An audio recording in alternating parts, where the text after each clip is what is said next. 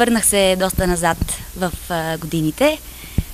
Това как имаш рожден ден, идват ти гостите, родителите те карат да говориш стихотворения, песнички, не можеш да си отвориш подаръците, не можеш да си хапнеш от сладкиша.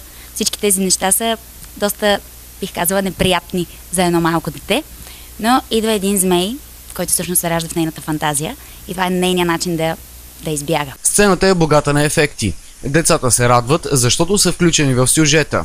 Авторът на пиесата Румен Николов казва, че съвременният куклен театър трябва да следи тенденциите в детското ежедневие. Ако познава човек децата, не е трудно, аз цял живот това работя. Занимавам се с децата. Важното е малкият човек да бъде равностоен партньор на големия, когато нещата се променят. Цели 6 уши. Я да проверим. 1, 2, 3, 4, 5, 6. Режисьор и музикален оформител на постановката е руският режисьор и продуцент Давид Бурман, който работи основно в Русия и Израел.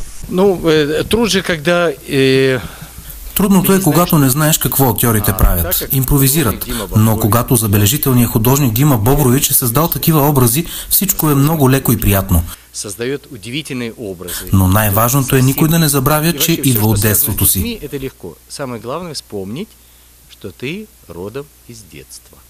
Заедно с рожденичката, розовото змейче също има свои мечти.